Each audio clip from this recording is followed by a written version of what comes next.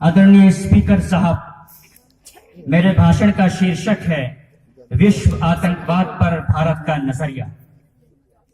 हम सब इस बात से भली भांति परिचित हैं कि विश्व के सामने आज जो सबसे बड़ी समस्या और चुनौती है वह आतंकवाद की चुनौती है। भारत देश ने बरसों इस दर्द को सहा है और बरसों इस चुनौती का सामना किया है।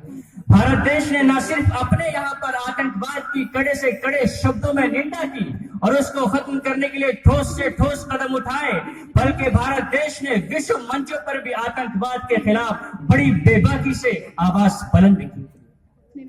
भारत देश ने विश्व मंचों पर, चाहे वो हैम्बर्ग का G20 सम्मेलन हो, चाहे वो इंडिया रूस चाइना का समिट हो, उन तमाम में भारत देश ने आतंकवाद के खिलाफ प्रस्ताव पारित करके बड़ी सफलता हासिल की।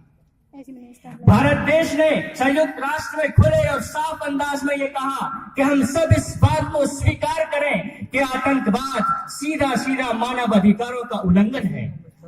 कोई भी आतंकवादी किसी समुदाय विशेष या व्यक्ति विशेष का दुश्मन नहीं, बल्कि वो सीधा सीधा मानवता का अपराधी है।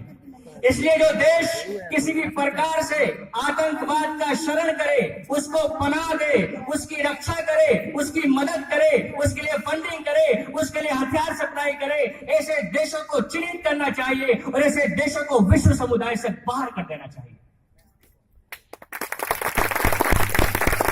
भारत देश ने संयुक्त राष्ट्र में ये कहा कि जिस देश में कोई भी आतंकवादी खुलेआम नारे लगाए, जहरीले भड़काऊ भाषण दे, मार्च और विरोध प्रदर्शन करे, ऐसे देशों को भी चिन्हित करना चाहिए और ऐसे देशों को भी विश्व समुदाय से, विश्व समाज से बाहर कर देना चाहिए।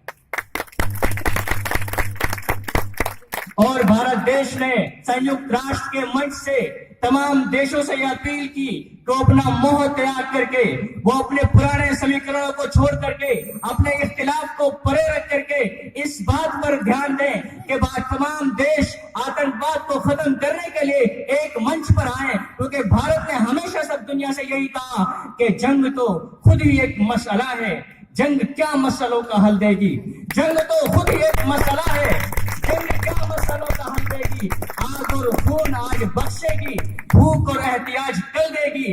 इसलिए शरीफ इंसानों, जंग टलती रहे तो बेहतर है, आप और हम सभी के आंगन में क्षमा जलती रहे तो बेहतर है। शुक्रिया, धन्यवाद।